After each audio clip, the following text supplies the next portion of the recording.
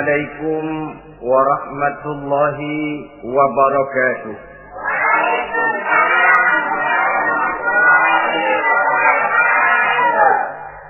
Bismillahirrahmanirrahim. Alhamdulillahi rabbil alamin.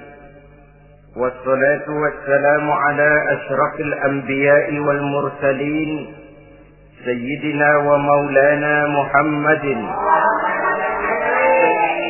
wa ala alihi wa ashabihi al-mujahidin at-tahirin, amma ba'du. Bapak-bapak, ibu-ibu, saudara-saudara kaum muslimin rahimakumullah. Pada pertemuan terdahulu kita telah membicarakan bagaimana memilih jodoh menurut tuntunan agama Islam. Maka pada pertemuan kali ini pembicaraan akan kita tingkatkan kepada bagaimana membina mahligai rumah tangga bahagia dengan menitik beratkan pembicaraan kepada kewajiban bersama baik sebagai suami maupun sebagai istri. Banyak rumah tangga bahagia tercapai apa yang menjadi cita-cita dan tujuan. Tetapi tidak jarang rumah tangga yang tenggelam sebelum sampai ke pantai yang akan dituju. Pada saat-saat perkenalan seseorang dalam usahanya mencari jodoh, dia merasa bahwa pasangannya itulah yang akan memberikan kebahagiaan kepadanya. Hari-hari di mana terjadi pertemuan selalu menjanjikan dan menyanyikan keindahan. Bahkan sehari tak bertemu rasa seminggu, seminggu tidak bertemu rasa sebulan, sebulan tidak ketemu pingsan. Tidak ada tanda-tanda sesuatu itu akan menjemukan. Namun setelah memasuki kehidupan bahtera berumah tangga, baru beberapa bulan saja atau baru beberapa tahun saja, semua impian tadi sirna dan musnah. Bahagia yang disangka, sengsara yang datang menimpa. Keindahan yang diharap, malah kemalangan yang tumbuh. Hal ini disebabkan orang tidak meresapi hikmah daripada kehidupan berumah tangga, tidak menyadari tanggung jawab dan kewajiban yang akan berbuntut tidak timbulnya saling pengertian, dan pada akhirnya tidak akan tumbuh ketenangan di dalam rumah tangga itu. Bukankah kewajiban akan saling memberikan pengertian? Pengertian membawa ketenangan, dan ketenangan adalah tangga utama untuk mencapai rumah tangga bahagia. Oleh karena itu, kita mulai saja dengan kewajiban sebagai seorang suami di dalam memimpin rumah tangga bahagia ini. Yang pertama, kewajiban seorang suami ialah mempergauli istrinya dengan baik. Setiap suami, manakala selesai dia mengucapkan ijab dan qabul di hadapan tuan pengulu atau tuan khatib, maka ia pun mengucapkan sighat ta'liq yang berisi perjanjian dari seorang suami bahwa ia akan mempergauli istrinya dengan baik, muasyarah bil ma'ruf menurut tuntunan syariat agama Islam. Walaupun janji itu pada zahirnya diucapkan di hadapan tuan pengulu, namun pada hakikatnya itu merupakan janji seorang muslim kepada Allah Subhanahu wa taala. Ini tidak lain karena nikah dalam pandangan Islam merupakan sesuatu yang sakral, merupakan sesuatu yang suci dan bagian daripada ibadah kepada Allah Subhanahu wa taala. Dalam surah An-Nisa ayat 19, Allah Subhanahu wa taala memberikan bimbingan. Ya ayyuhalladzina amanu la yahillu lakum an tarisun nisaa karha. Hai orang-orang yang beriman, tidak dibolehkan bagi kamu mengambil perempuan secara paksa. Dengan kata lain, pernikahan harus dilaksanakan atas dasar suka sama suka. Tidak ada pihak yang terpaksa dan tidak ada pula pihak yang dipaksa. Kita hidup tidak lagi di satu zaman seperti zamannya Siti Nurbaya.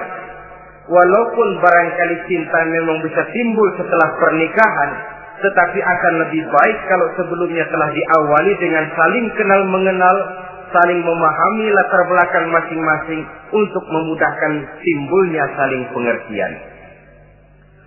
Wala ta'diluhunna litadhhabu bi ba'di ma ataitumuhunna illa an ya'tina bi fahishatin mubayyinah.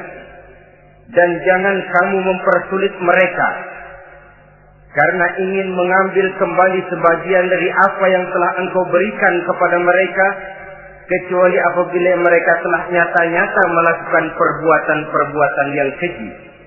Wa ashiruhunna bil ma'ruf, dan pergaulilah istri-istrimu itu dengan baik. Fa in karihtumuhunna, kalau kamu merasa tidak suka kepadanya, bersabarlah. Fa asa an takrahu syai'an wa yaj'alallahu fihi khairan katsira, karena boleh jadi kamu tidak menyukai sesuatu, padahal Allah menjadikan di dalam sesuatu yang kamu tidak sukai itu kebaikan yang banyak bagimu. Ini merupakan tuntunan umum betapa seorang suami harus mempergauli istrinya dengan baik, mu'asyarah bil ma'ruf, menurut tuntunan syariat agama Islam. Karena bagaimanapun hak milik seorang suami terhadap istrinya adalah milkul manfaat, milik untuk mengambil manfaat, bukan milkul mutlak seperti seorang memelihara budak umpamanya, yang bisa dihitam putihkan, bisa dijungkir balikan, bisa diperlakukan sekehendaknya. Itu bertentangan dengan tuntunan agama kita. Adalah kewajiban seorang suami mempergauli istrinya dengan baik. Kemudian yang kedua, seorang suami harus menaruh perhatian, menjaga kehormatan, dan bila perlu turut membantu dan menolong pekerjaan istrinya. Menaruh perhatian sampai kepada hal-hal yang kecil, sehingga si istri merasa bahwa dia mendapat perhatian. Ada dia mengadu, ada tempat dia melarikan persoalan, ada tempat dia bercerita. Sejak dari tingkah laku, berpakaian, berperhiasan, make up, dan lain sebagainya. Karena tanpa ada perhatian dari seorang suami, biasanya istri akan menjadi malas, baik untuk bersolek, baik untuk membina dan mengatur rumah tangga, dan lain sebagainya. Apalagi tidak berat lidah untuk memuji perbuatan baik yang dilakukan istrinya, dan tidak mencela secara langsung perbuatan-perbuatan salah yang dilakukan oleh istrinya. Dia bisa menegur secara bijaksana dan dewasa. Saudara-saudara kaum muslimin, seorang sahabat bernama Salman Al-Farisi mempunyai adik perempuan yang kawin dengan Abi Dzar Al-Ghifari. Satu hari Salman datang menengoki adik perempuan ini di rumahnya. Dilihatnya adiknya, rambutnya acak-acakan, pakaiannya kumuh, pendeknya nggak enak dilihat. Salman memberikan nasihat, kau bersoleklah sedikit supaya suamimu betah di rumah. Kata istrinya, untuk siapa saya bersolek? Ya tentu untuk siapa lagi kalau bukan untuk suamimu. Kata adiknya, percuma saja, suami saya jarang di rumah. Kemana? Di masjid terus. Salman mengadukan hal ini kepada baginda Rasul, lalu baginda Rasul mengatakan, inna likulli syai'in haqqun, segala sesuatu ada haknya. Allah ada haknya untuk disembah, istri pun mempunyai hak untuk dipenuhi. Melalaikan salah satu hak berarti melakukan kezaliman.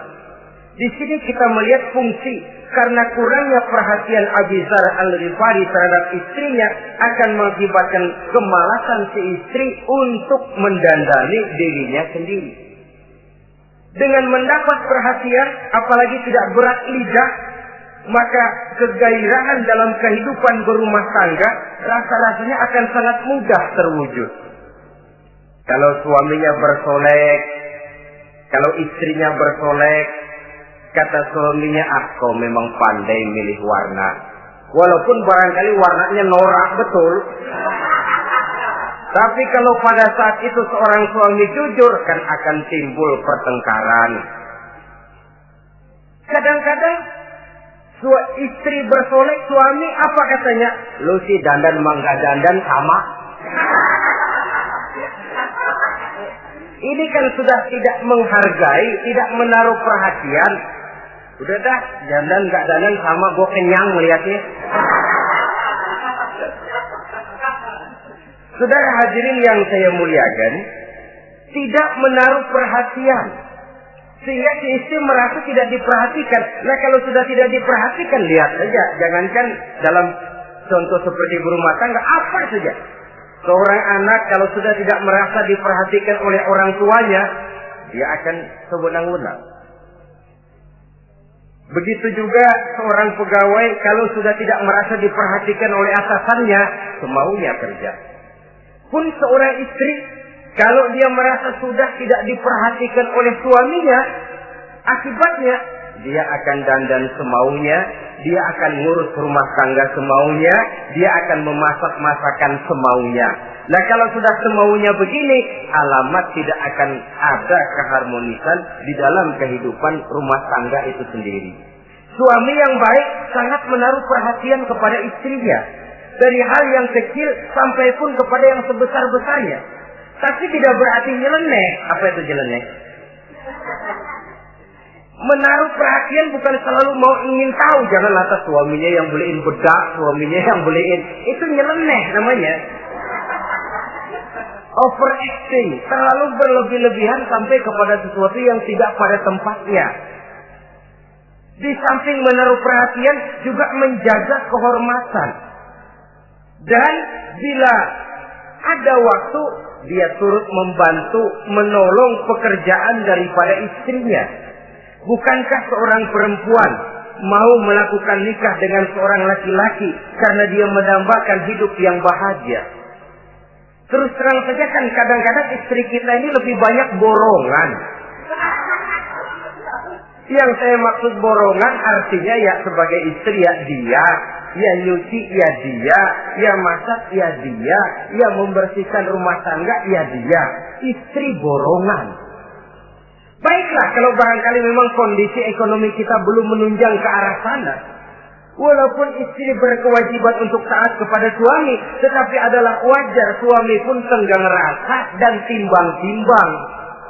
Rasulullah saja kadang-kadang dan tidak jarang menjahit bajunya sendiri, memperbaiki kasutnya sendiri.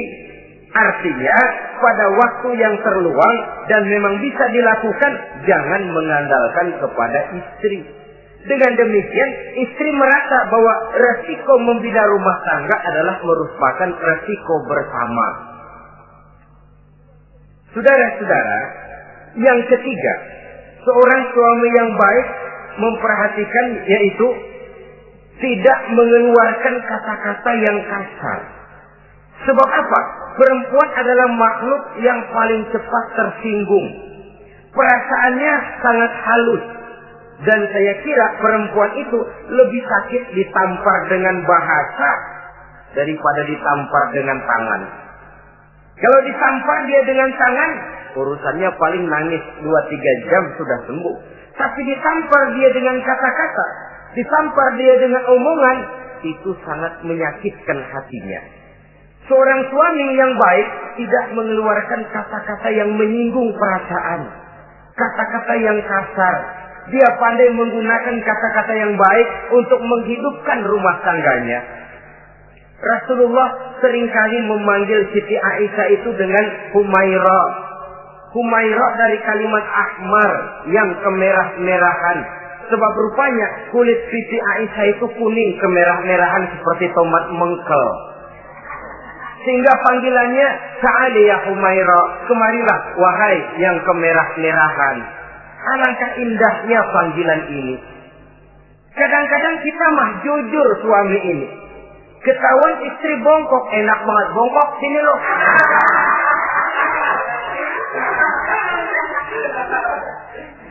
Jujur tapi nyakitin.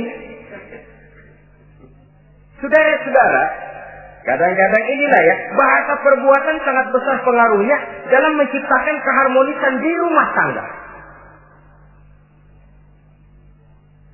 Pacaran mah manggilnya yang, Mau kemana yang? Udah endah aja udah. Begitu berumah tangga masih indah kakanda. Punya anak satu,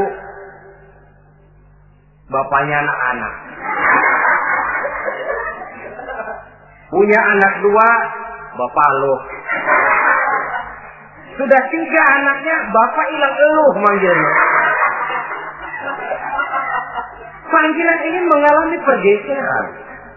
Nah begitu juga suami. Ketika pacaran bukan main. Ketika baru melakukan akad nikah sedang honeymoon bulan madu, asik betul. Kemana-mana selalu bersama. Kondangan selalu bersama. Resepsi pergi bersama. Jalan bergandengan tangan. Istri sedikit terpeleset. Khawatir bukan main. Hati-hati yang.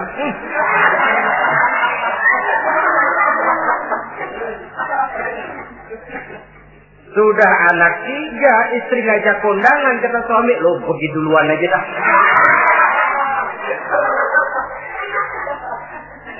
Pulang kondangan, istri laporan, bang saya kepleset. Emang lo mau mampus? Kejam betul. Hilang panggilan yang tadinya begitu mesra. Saudara hadirin yang saya muliakan, ini kata-kata kelihatannya kecil, sederhana, tapi sangat besar pengaruhnya dalam menciptakan rumah tangga yang bahagia ini. Oleh karena itu, soal isi hati kita, itu urusan gaib yang tahu cuma Allah. Orang lebih dahulu lihat penampilan, dan dari penampilan ini yang dinilai adalah kata-kata kita. Oleh karena itu, seorang suami yang baik, dia tidak mengeluarkan kata-kata yang menyinggung perasaan. Kalaupun dia marah betul, dia tidak mencaci maki secara langsung. Dia bisa menggunakan kata-kata kiasan. Maka agama memberikan tuntunan, kalau seorang suami marah, jangan memukul muka. Dan mukul pun bagian terakhir. Jangan jalan pertama. Kadang-kadang ada juga loh Pak, suami marah sama istri persis ambil gebugin maling. Aduh, gelebuk gak karuan.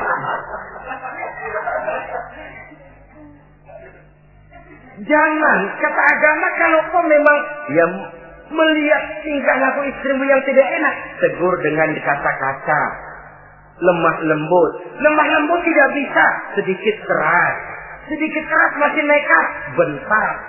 Bentak pun tidak bisa juga, pisah tempat tidur.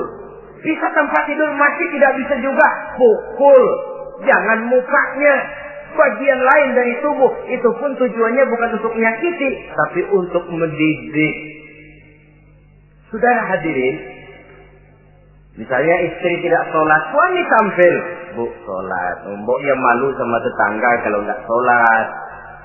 Dengan lemah lembut masih tidak kena. Besok kencengan dikit ngomongnya. Mari kan udah saya bilangin sholat 2 kali, belum mau juga. Oh sholat jadi. Mulai naik tensi omongan. Masih nikah. Begini saja. Saya dari kalem sampai bentak udah. Sekarang kamu nggak mau juga sholat, saya mulai nggak enak pikiran. Mulai ntar malam kamu tidur kamar depan, saya kamar belakang. Pisah tempat tidur. Kadang-kadang kan nggak kuat emosi kalau sudah marah sama istri, ngebludak kalau istri diusir sudah pulang ke rumah moyangmu dan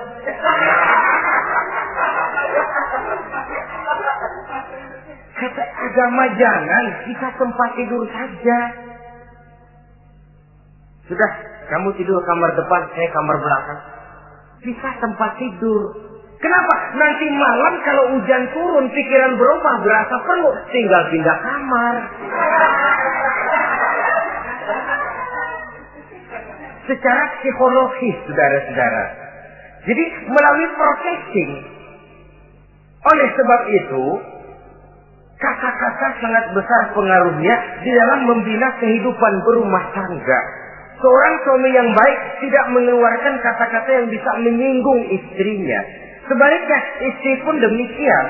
Tidak mengeluarkan kata-kata yang bisa menyinggung perasaan suaminya.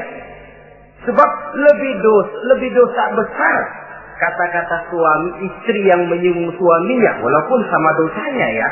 Tapi lebih besar ketersinggungan seorang suami ketimbang seorang istri itu.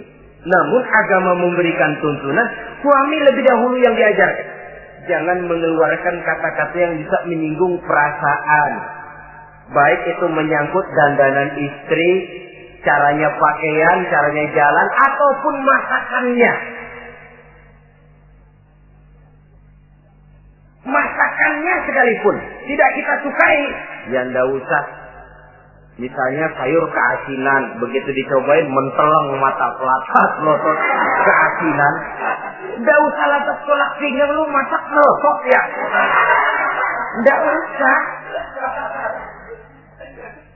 Saudara hadirin yang saya muliakan, jadi itu dari segi masakan.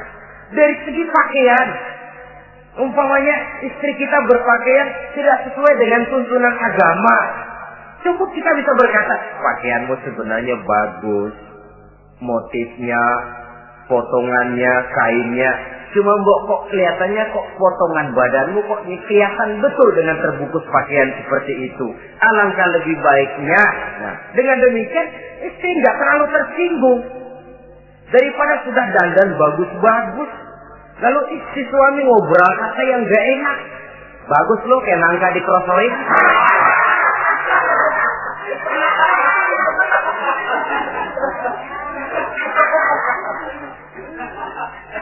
Allahu Akbar.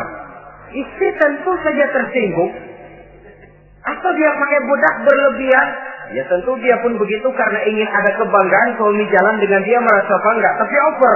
Bedaknya berlebihan, lipstiknya berlebihan. Suami usil, begitu mau berangkat kondangan istrinya keluar nanya mau main topeng monyet di mana?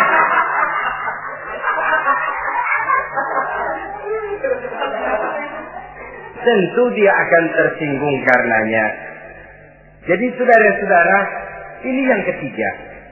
Yang keempat, seorang suami yang baik jangan memberikan pekerjaan di luar batas kemampuan istrinya. Loh, tugas istri itu nyaris 1 kali 24 jam. Seorang suami, bagaimanapun payah dia bekerja, pulang dia bisa istirahat, tidur malam dia bisa tidur dengan nyenyak. Tapi seorang istri, apalagi dia punya anak kecil, bayi misalnya, itu nyaris jam kerjanya 1 kali 24 jam. Sejak bangun tidur sampai tidur lagi, bahkan tidurnya pun selalu diusik oleh anaknya. Anaknya kalem, bapaknya ngusik.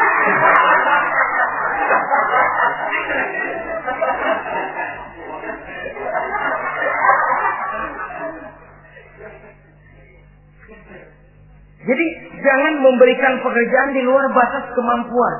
Kata pepatah, "Iza aradta an tuta'a fasal ma yustata." Apabila kamu ingin ditaati, perintahkan apa yang orang mampu mengerjakan.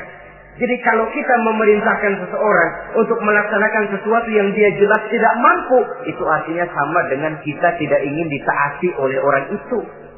Bukan dia tidak mau taat, jenis pekerjaan yang kita berikan di luar batas kemampuannya. Nah kalau sudah begitu, tentu saja lalu ketaatan akan menurun jadinya. Tadi sudah saya katakan, kadang-kadang istri kita ini istri borongan. Dalam arti, ya dia masak, ya dia nyuci, ya dia ngepel, ya dia ngejemur, ya dia ngetriska. Borongan. Terlalu berat tugasnya. Oleh karena itulah seorang suami yang baik, dia harus tenggang rasa, timbang diri, tidak memberikan pekerjaan yang di luar batas kemampuan daripada istrinya. Kalau tidak mampu karena merasa dimanjakan oleh istri suaminya. Karena merasa dapat angin dimanjakan, mestinya mampu, lalu berpura-pura tidak mampu. Apalagi istrinya suaminya sedikit-sedikit mau menolong dia. Jadi posisi ini nanti bisa berbalik. Karena terlalu memanjakan istri bisa membludak. Akhirnya suami yang nyuci, suami yang ngerika, istri tidur. Walaupun tentu saja tidak jelek, tetapi itu sudah overacting namanya. Saudara hadirin yang saya muliakan, itu yang keempat. Yang kelima, kewajiban seorang suami yang baik, ia mencukupkan belanja rumah tangga. Cukup itu relatif. Cukup menurut ukuran standar kemampuan kita. Sebab kemauan kita mungkin tidak terbatas. Tapi kemampuan kita yang terbatas. Kalau kemampuan ini bisa kita ukur dengan kemampuan, insya Allah kita cukup. Dan pernah saya katakan, orang kaya adalah orang yang hidupnya paling cukup. Salah kalau kita berkata orang kaya itu yang rumahnya gedung bertingkat. Tidak betul orang kaya itu yang mobilnya 5, yang gajinya jutaan, yang kebunnya lebar, yang pabriknya luas. Tidak. Orang kaya, orang yang hidupnya cukup. Orang miskin, orang yang selalu merasa kurang. Jadi kalau ingin jadi orang kaya, resepnya gampang sekali. Cukup dengan apa yang diberikan Allah, kita sudah kaya. Tapi kalau ingin miskin, maka bukalah mata selebar-lebarnya. Bagaimanapun banyak nikmat Allah diberikan kepada kita, tidak pernah ada rasa cukupnya. Dikala itu akan tertanam sifat kemiskinan dalam diri. Maka ukuran cukup ini yang relatif. Jadi kalau kita memang ekonomi menengah ke bawah, jangan ingin cukup seperti halnya ekonomi menengah ke atas. Nah, saudara-saudara, di samping belanja rumah tangga yang menyangkut makan, minum, pakaian dan sebagainya, bila ada kelebihan rezeki, juga perhiasan untuk istri. Karena istri itu zinatul hayatid dunia, perhiasan hidup di dunia. Jangan lalu berat hati, kan suami yang peras keringat banting tulang pergi pagi pulang sore. Mestinya suami dulu dong cukupi pakaiannya. Betul, kelihatannya memang begitu, tapi jangan lupa istri kita bagian daripada hidup kita. Baik dia dilihat orang, baik kita disebut orang. Jelek dia dipandang orang, jelek juga kita disebut orang. Dia adalah bagian daripada kehidupan kita. Orang kan sering bilang tuh, Mpo Ano, kenapa? Gue gerah banget lihatnya. Emang kenapa? Emang kenapa dia? Ke pasar pakai kutang doang.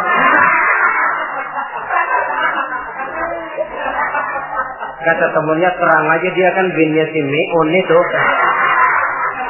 Si Meun yang gak tahu apa-apa ikut kesebut-sebut. Istri adalah bagian daripada kehidupan kita. Zolim seorang suami mentang-mentang dia merasa dia yang cari duit, lalu buat dirinya dia beli pakaian yang mahal-mahal. Istrinya cuma nggak karung doang dipakai. Istri adalah bagian daripada hidup kita. Baik dia dilihat orang, baik kita disebut orang. Jelek dia dilihat orang, akan jelek juga kita jadi pembicaraan orang. Ini tidak lain karena dia merupakan perhiasan bagi suami dan bagian daripada kehidupan seorang suami.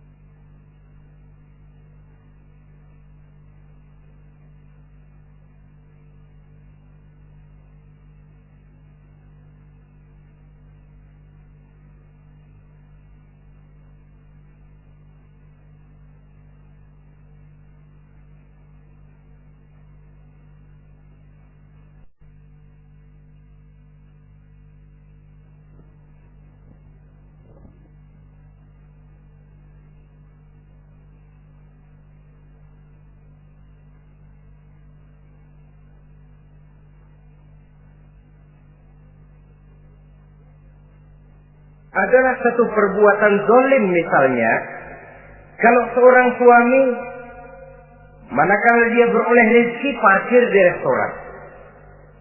Kalau tidak ada duit baru dia pulang ke rumah.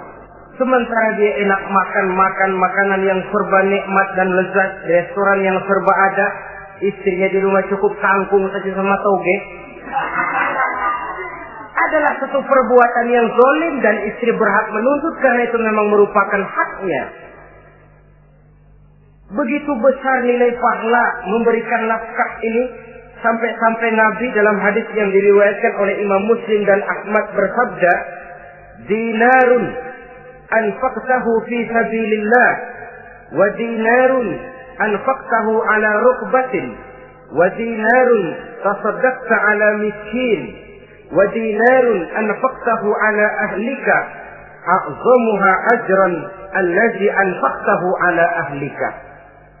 Uang yang kamu belanjakan di jalan Allah, uang yang kamu belanjakan untuk membebaskan budak, uang yang kamu sedekahkan kepada orang miskin, dan uang yang kamu belanjakan untuk nafkah keluargamu, pahalanya itu lebih besar uang yang kamu belanjakan untuk nafkah keluargamu.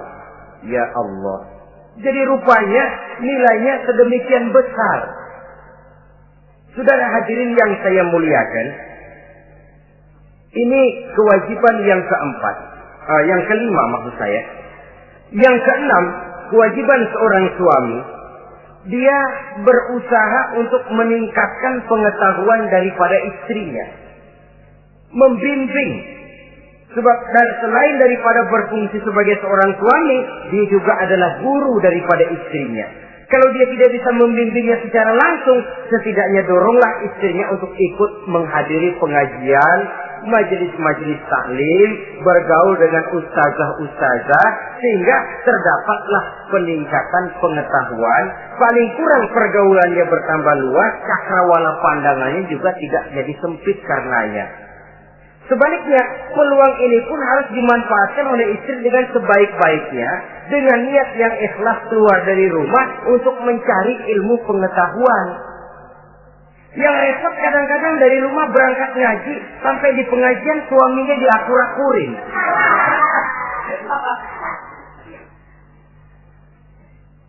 Atau tetangganya jadi bahan gunjingan. Ngajinya cuma setengah jam, ngomongin orangnya sejam setengah.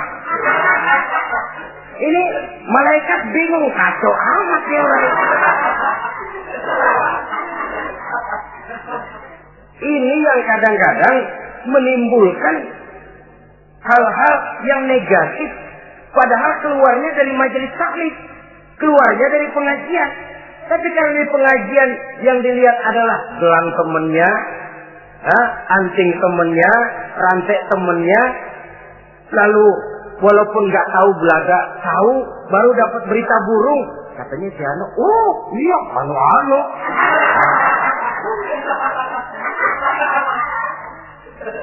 Saudara hadirin yang saya muliakan, akhirnya nanti kan suami jadi pegel. Lu kok disuruh ngaji bukan mikir bener, pulang malah gua digonggong-gonggong minta gelang, bagaimana? Rupanya tidak memanfaatkan peluang yang diberikan itu seperti yang seharusnya. Jadi kalau memang seorang suami tidak bisa membimbing istrinya dalam arti meningkatkan ilmu pengetahuannya, doronglah dia, berikan kesempatan untuk menghadiri pengajian, majelis-majelis taklim yang akan lebih membuka nuansa pergaulan, lebih meluaskan pandangannya, dan ada refreshing. Nah, ini penting. Apakah kita suami ini pernah membayangkan bagaimana kalau kita 1 kali 24 jam mesti ada di rumah saja? Tiap hari menghadapi yang itu juga. Apa tidak timbul kejenuhan? Kalau kita begitu, apa istri kita juga tidak begitu? Karena itu sangat bijaksana kalau ada waktu luang, Boya ajaklah istri dan anak-anak makan di rumah makan. Kalau ada kelebihan rezeki loh ini ya. Tapi jangan maksa-maksa. Karena terlalu ingin lalu ngutang dulu sama teman. Itu juga nggak betul. Niatnya baik, cuma ngutangnya itu nanti yang jadi nggak betul. Ya, refreshing, relax, santai. Apa itu ke Taman Safari, apa itu ke Bogor. Supaya istri ini merasa ada selingan dalam hidup. Tidak jenuh, tidak monoton. So kalau dia jenuh, akhirnya kan wah, ublek-ublek di depan dapur mulu.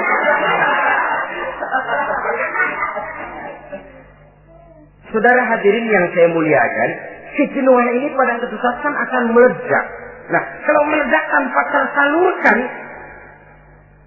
dia akhirnya akan mencari saluran sendiri. Iya kalau positif, kalau negatif, inna lillahi wa inna ilaihi raji'un jadinya. Oleh karena itu, seorang suami yang baik berkewajiban meningkatkan pengetahuan istrinya. Sebab boleh jadi istri tidak melaksanakan kewajiban karena tidak tahunya. Nah kalau istri nggak tahu, jangan digoblok-gobloki. Mestinya dibimbing, diberikan kesempatan ngaji. Kamu sih disuruh gini aja kok nggak bisa, emang goblok aku nih. Memang bukan dibimbing malah digoblok-gobloki. Kalau istri kan apa ya? Bahasa Prancisnya nelongso. Apa nelongso? Narik diri. Apa katanya? Lo tahu lo goblok, lo nggak kawin sama gua. Nah.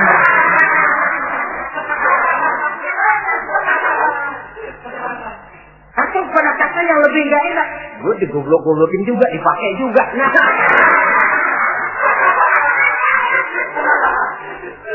Kan lebih nggak enak lagi tuh. Jadi saudara-saudara, hal-hal yang memerlukan kesabaran ini memang menuntut kedewasaan dari seorang suami. Dia kalau baru 1-2 bulan berumah tangga, segalanya masih menjanjikan dan menyanyikan keindahan. Tapi makin hari kita bergaul di rumah tangga, kita makin tahu karakter, mental, watak daripada istri. Kekurangannya mulai kelihatan, keburukan wataknya mulai nampak. Dikala itulah kita sebagai suami harus dewasa, sabar, membimbing mereka. Kalau waktu 2-3 bulan pertama di rumah tangga namanya honeymoon, segalanya indah. Mana ada kekurangan? Masa keasinan, lezat. Nasi kekerasan, asyik. Segalanya nggak pernah salah, selalu betul. Suami, istri masa keasinan. Lihat si suami melotot makan, nanya, "Bang, sayur keasinan?" Enggak. Soal keasinan bagus. Keasinan masih bagus. Kenapa? Udah endah aja. Tapi mampukah ini bertahan? Ini yang jadi masalah, mempertahankan suasana kebaruan itu. Saudara hadirin yang saya muliakan, yang ketujuh, kewajiban suami ini, suami yang baik memberi kesempatan kepada istri untuk nengok, bersilaturahmi dengan orang tuanya, kerabatnya, atau tetangganya. Walaupun nanti ya, istri tidak boleh menggunakan ini secara sama. Karena apa? Karena orang tua dan mertua itu cuma istilah. Hakikatnya ya sama, yang mertua ya orang tua. Siapa lagi orang tua? Itu cuma satu istilah. Perbedaan istilah tidak harus menyebabkan kita berbeda sikap. Jangan kalau mertua yang datang, suami curiga. Lalu istri didorong-dorong. Babe itu tuh datang. Babelu katanya. Lalu belum apa-apa sudah berusaha biasa babelu. Biasa katanya. Nah, biasa ini sudah gak enak tuh. Biasa datang bawa jeruk, pulang minjem duit. Allahu Akbar. Ini kan sudah menanamkan rasa gak enak. Malah akan lebih baik kalau mertua yang datang, suami menyambut lebih dahulu. Tidak akan nampak kecintaannya. Tidak lagi membedakan antara mertua dengan orang tua karena cuma sekedar istilah. Memberikan kesempatan. Dan seorang istri pun, walaupun akan ke rumah orang tuanya sendiri, izin suami itu wajib. Jangan merasa, saya kan mau ke rumah orang tua sendiri, kepada orang tua kan ibadah, wajib, betul. Tapi setelah punya suami, ranking pertama suami. Bukankah saudara pernah dengar satu riwayat, seorang sahabat akan pergi jihad di jalan Allah, perang membela agama. Ketika akan berangkat, dia pesan sama istrinya, "Aku mau perang membela agama. Aku pesan, kalau aku belum pulang ke rumah, kau jangan keluar rumah." Baik bang, berangkatlah si suami dengan iringan doa istrinya. Nah, ini istri yang baik ya. Suami pergi kantor, istri doa. Di situ letak kerjasama. Suami buka warung, istri sembahyang duha. Di situ letak kerjasama. Ya Allah, kata istri dalam doanya itu, mudahkan rezeki suami saya. Kalau memang rezekinya masih di langit, turunin ya Allah. Kalau masih terpendam di perut bumi, keluarkan ya Allah. Kalau masih jauh, dekatkan ya Allah. Ikhlas melepas suami dengan iringan doa. Suami pun berusaha, lapang terasa jalannya. Tapi kalau dari berangkat keluar rumah sudah dilepas oleh bemo, tahu bemo? Monyong. Itu suami berangkat juga hatinya sudah kusut, sudah tidak dilepas dengan doa. Lalu si istri juga barangkali suaminya berangkat ngedumel.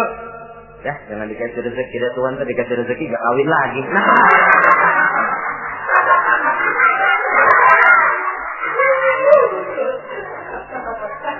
Kalau sudah semacam ini yang terjadi, bukankah masing-masing yang berangkat pikiran kusut, yang melepas pun pikiran gak enak jadinya.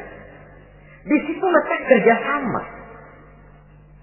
Saudara hadirin, setelah suaminya ini pergi, datang utusan dari orang tua si istri tadi. Assalamualaikum Bu. Waalaikumsalam. Ada apa? Orang tua ibu sakit keras, ibu diminta datang. Ya Allah, suami saya baru saja berangkat. Istri suami saya bilang kalau dia belum pulang perang, saya nggak boleh keluar dari rumah. Tolong sampaikan maaf saya kepada orang tua saya belum bisa datang karena suami saya pesan begitu. Pulang utusan ini. Besok balik lagi. Gimana? Aduh Bu, orang tua ibu makin parah. Kelihatannya nggak ada harapan datang dah sebelum menghembuskan nafas yang terakhir. Suami saya belum pulang. Saya nggak berani keluar rumah sebab begitu pesannya. Sudah, pulang saja. Saya ikut doa, mudah-mudahan orang tua cepat sembuh. Besoknya hari ketiga utusan ini datang lagi. Bagaimana? Sudah meninggal Bu. Barangkali sebelum dikubur ibu masih mau ketemu. Maaf saja. Bagaimanapun berat hati saya, suami saya belum pulang. Pesannya tadi begitu. Ini rupanya utusan kesel. Ini orang sama orang tua sendiri gini-gini amat. Lalu lapor kepada baginda Rasul. Apa jawab beliau? Baginda Rasul malah berkata, dosa orang tua yang meninggal ini sudah diampuni oleh Allah karena dia mempunyai anak perempuan yang begitu taat kepada suaminya. Allahu Akbar. Jadi ketaatannya kepada suaminya ini diberikan satu ganjaran oleh Allah mengampuni dosa orang tuanya yang sudah meninggal ini. Jadi jangan merasa mentang-mentang mau ke rumah orang tua sendiri selonong boy. Selonong boy, masa bodoh laki mau tahu nggak tahu, pokoknya gua ke rumah orang tua gua sendiri. Jangan lupa setelah berumah tangga, ranking urusan pertama suami, setelah itu barulah orang tua. Saudara hadirin yang saya muliakan, begitu juga istri yang baik mendapat izin dari suaminya. Bu, tolong ambilin uang di dompet. Sudah izin. Istri yang baik, dompetnya dibawain. Ini saja Bang, ambil sendiri. Nanti saya ambil 10.000, merasa kurang 20.000, lagi ambil saja sendirilah. Lain dengan istri yang nongkrong, laki pergi mandi, dompet acak-acakan.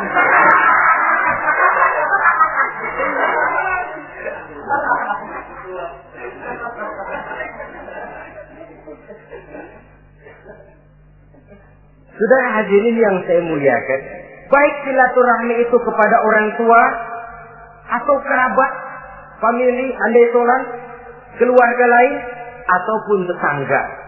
Tetangga itu perlu sepanjang dia menghasilkan nilai-nilai positif.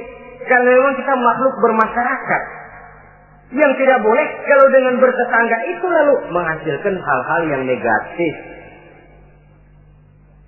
Saudara hadirin, yang kedelapan, seorang suami yang baik wajib bersikap lapang dada dan sabar menghadapi kekurangan-kekurangan yang ada pada istrinya. Lapang dada dan sabar. Sebab memang membangun manusia itu lebih sulit dari membangun jembatan. Kalau memperbaiki jembatan mungkin seminggu 2 minggu selesai. Tapi memperbaiki watak seseorang memerlukan waktu lama. Prosesnya diperlukan kesabaran, sikap lapang dada dan sebagainya. Seorang suami harus bersikap lapang dada dan sabar menghadapi kekurangan-kekurangan yang ada pada istrinya. Dan kekurangan-kekurangan itu tidak harus dia ceritakan kepada yang lain. Kan ada toh kadang-kadang suami kalau ngobrol sama temennya kekurangan istrinya jadi topik diskusi. Ini gue payah banget dah. Lu nggak ada yang nanya istrinya dipayahin di mana-mana. Kayaknya nggak malu. Mengorek aib sendiri kan menepuk air di dulang toh itu artinya. Kalau aib istri kita ceritakan di mana-mana, bukankah artinya kita juga menceritakan aib kita sendiri? Karena istri bagian daripada kehidupan kita. Sebagaimanapun seorang istri tidak wajar menceritakan aib dan kekurangan suaminya di mana-mana. Malah dia harus menutupi. Malah kelemahan-kelemahan dan kekurangan suaminya harus dia jaga. Dia tetap bangga. Di mata saya suami saya adalah Arjuna yang tidak punya kekurangan apa-apa. Kalaupun orang bawakan berita, tidak betul itu. Walaupun hatinya panas, tapi dia masih bisa menunjukkan wajah yang sejuk, senyum dalam hati yang panas. Sebab saudara-saudara, apabila kita tidak punya filter, ini kadang-kadang kita mau tenang, kita bisa dibakar oleh yang lain. Tapi kalau ada filter, kita bisa menyaring, boya masa iya. Sehingga dengan demikian, sikap lapang dada dan kesabaran ini, walaupun diutamakan adalah merupakan kewajiban suami, juga sekaligus merupakan imbangan daripada si istri.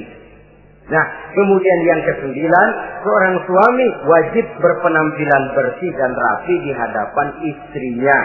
Sehingga tanpa anggun. Anggun ini lalu menimbulkan wibawa. Nah, dari wibawa lahir rasa hormat. Tapi kalau suami di depan istrinya kelihatan butut, rebek, jelek, belek,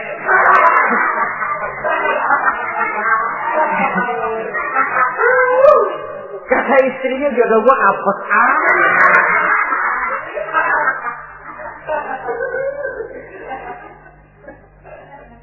tidak akan timbul kewibawaan. Nah kalau sudah tidak timbul wibawa, dia bagaimana si istri itu akan merasa dia wajib taat kepada suami.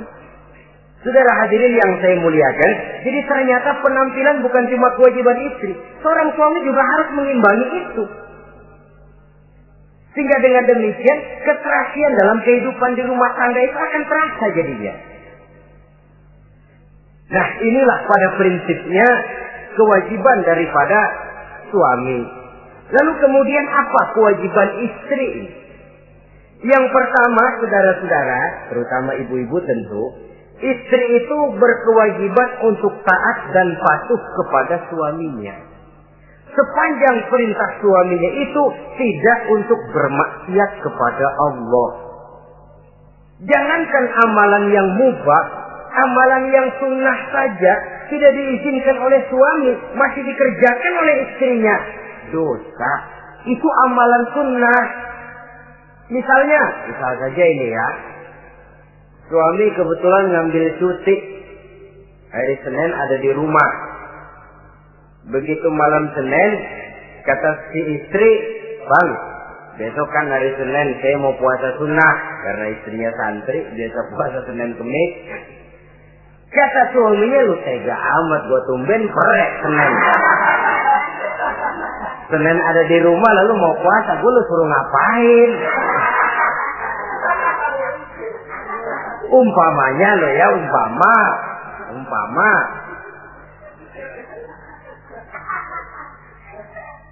Lalu tanpa izin si suami, istri puasa juga, puasa sunnah.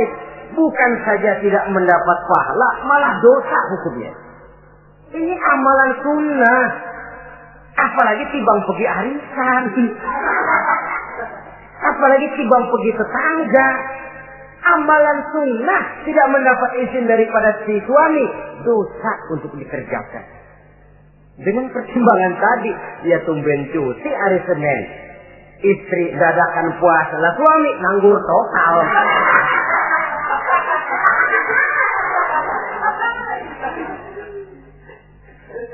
Saudara hadirin yang saya muliakan, Nabi bersabda, "Ayyuma imra'atin matat wa zawjuha anha radin illa dakhalatil jannah Apabila seorang istri, seorang perempuan meninggal dunia, suaminya ridho kepadanya, maka perempuan itu pasti masuk surga.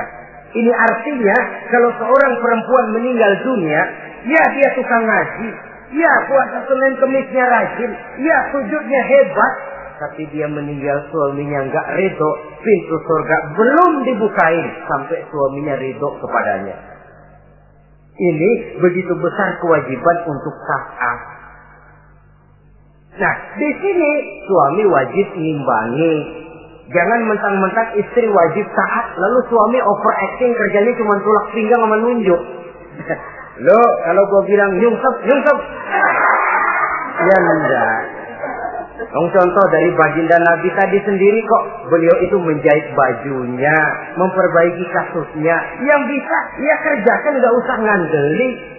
Saudara hadirin, yang kedua, seorang istri berkewajiban untuk memperlihatkan budi pekerti yang baik kepada suaminya. Lah, budi pekerti itu yang baik yang bagaimana? Yang diisyaratkan oleh Nabi. Apa kata beliau? Khairun nisa, perempuan yang baik ialah man sarratka iza absorta, yaitu yang mengembirakan kamu apabila kamu memandang kepadanya. Satu, ini termasuk budi pekerti yang baik. Apabila dipandang oleh suaminya, dia pandai menyenangkan, menggembirakan hati suaminya. Jadi, tolong ibu-ibu, jadilah istri yang siap pakai. Nah, itu tuh. Itu istilahnya. Anytime already, standby. Ya. Apabila dipandang, dia sanggup menggembirakan hati suaminya. Suami pulang dari pasar dagang rugi, istrinya tampil. Itulah bang, romantikanya dagang. Mboya sekali-sekali rugi. Apa mboya selalu untung? Gelombang laut saja pasang surut. Lah, suami kan merasa ada air penyejuk. Ini termasuk menggembirakan. Jangan suami sudah pulang dari pasar rugi, mikul panjang, ngos-ngosan sampai rumah istri kerama. Lasar lu laki goblok. Dagang pakai rugi. Ini kan suami sudah di pasar rugi, sampai rumah digoblok-goblokin. Nah itu nanti ya efeknya, suami itu kalau sudah istri nggak menyenangkan hatinya di rumah, si suami itu kena penyakit yang istilah sekarang ini penyakit broken home. Nah penyakit nggak betah di rumah. Mestinya dia kumpul di rumah, dadakan di pos ansip dia kongkok. Sampai subuh lagi, sampai subuh. Sampai subuh. Saudara hadirin yang saya muliakan. Pandai menggembirakan, menjadi penghibur. Usaha suami gagal, dagangnya rugi. Gairahnya bekerja menurun. Di saat itu istri tampil jadi pengimbang yang baik. Sehingga dengan demikian istri suami lalu merasa ada sedikit air penyejuk. Apabila dipandang, dia pandai menyenangkan hati suaminya. Bagus kalau seorang istri pada saat ada suaminya di rumah dia berdandan. Dan suaminya tidak di rumah dia apa adanya. Dan keliru besar. Sebab dandannya seorang istri dengan niat untuk menyenangkan hati suaminya merupakan ibadah. Saudara hadirin, ciri yang kedua dari budi pekerti yang baik seorang istri itu apa? Wa tuti'aka iza amarka. Kalau diperintah, dia taat kepadamu. Diperintah, dia taat sepanjang perintah itu tidak untuk bermaksiat kepada Allah. Yang ketiga lagi cirinya watahfazu ghibataka fi nafsiha wa malika. Dia dapat menjaga diri baik pada waktu kamu tidak ada, baik menjaga dirinya sendiri ataupun menjaga hartamu. Tidak menggunakan kesempitan di dalam kesempitan. Ini ciri dari budi pekerti. Yang ketiga, sekarang kewajiban seorang istri dapat mengatur rumah tangga dengan baik dan rapi. Mengatur rumah tangga itu kan tidak perlu biaya yang mahal-mahal. Asal ditempatkan pada tempat yang serasi, komposisi warna yang cocok, tidak perlu perhiasan yang mewah-mewah. Orang lalu terkesan, rumahnya ini sejuk ya. Kenapa? Tata ruangannya kok enak dilihat, apik. Enggak karena mentang-mentang semua kepengen dilihat orang, semua ditaruh di ruang tamu. Sampai tempayan piring naik ke ruang tamu semua. Walaupun mahal, tapi kalau tidak pada tempatnya kan orang lalu, ini kok terlalu amat ya. Dapat menata. Dan menata ini tentu karena pergaulan. Saudara hadirin yang saya muliakan, sehingga dengan demikian ada suasana kebetahan. Orang di rumah itu merasa seperti, itulah yang dikatakan Nabi, baiti jannati, rumah tanggaku laksana surga bagiku. Laksana kebun, tempat di mana kita melepaskan lelah, tempat di mana kita menemukan ketenangan, tempat di mana kita menemukan refreshing dari segala kejenuhan dan kelelahan akibat tugas-tugas yang kita hadapi, baik di kantor, di tengah masyarakat, di pasar dan lain sebagainya. Yang keempat, jangan menambah kesulitan suami. Syukur kalau malah bisa membantunya. Bahwa ada seorang istri yang bekerja itu bagus, asal bisa menjaga diri dan bisa menjaga kepercayaan dan kehormatan daripada suaminya. Dan suami pun yakin bahwa jenis pekerjaan yang dikerjakan oleh istrinya itu tidak bertentangan dengan agama. Tapi malah kalau si suami yang mempekerjakan istrinya, mengeksploitir istrinya, ini zolim. Istrinya yang disuruh kerja, suami ongkang-ongkang kaki di rumah, istrinya yang keras keringat banting tulang. Ya kalau kerja, kalau dikerjain lebih parah lagi. Kan tidak sedikit toh problema rumah tangga semacam ini. Sehingga dengan demikian akhirnya apa? Kendali rumah tangga di tangan istri. Karena istri merasa dia yang cari duit. Istri merasa dia yang berusaha. Kenapa dia tidak mengendalikan rumah tangganya? Dikala itu jatuhlah suami di bawah komando istrinya. Hilang wibawa, hilang karisma, tidak ada ketakutan. Malah akhirnya berbalik seolah-olah si suami jadi istri dan si istri menjadi suami. Apalagi di zaman seperti sekarang. Walaupun pekerjaan sulit, tapi mereka yang punya wajah cantik, mudah senyum, gampang bergaul, dan mau obrol. Tentu banyak saja lapangan kerja yang nyata-nyata bertentangan dengan agama. Nah, yang terakhir, kewajiban daripada istri ialah hemat, cermat, rajin, dan pandai menyimpan. Kalau dia diberikan perhiasan oleh suaminya, niatnya tidak lain. Pertama, menyenangkan hati suaminya. Yang kedua, berjaga-jaga kalau nanti ada kesulitan, toh perhiasan ini bisa dimanfaatkan. Tidak untuk show, tidak untuk sombong-sombongan, tidak untuk hebat-hebatan, tapi dua hal yang jadi pilihan utama tadi. Dengan sikap hemat, cermat, rajin, dan pandai ini, menyimpan, memanfaatkan, dan menggunakan, maka nilai ekonomi di rumah tangga insya Allah akan mengalami stabilnya. Dengan demikian saudara-saudara, secara sepintas kewajiban suami dan istri sudah kita bicarakan. Dengan saling melaksanakan kewajiban akan timbul saling pengertian, dari pengertian akan timbul ketenangan, dari ketenangan insya Allah akan terwujud rumah tangga yang bahagia. Insya Allah nanti pembicaraan akan kita lanjutkan yang mengenai kewajiban bersama dan kewajiban orang tua terhadap anak-anaknya. Mudah-mudahan ini bermanfaat. Terima kasih atas perhatian saudara. Mohon maaf atas segala kekurangan. Usikum wa nafsi bitaqwallah. Wassalamualaikum warahmatullahi wabarakatuh.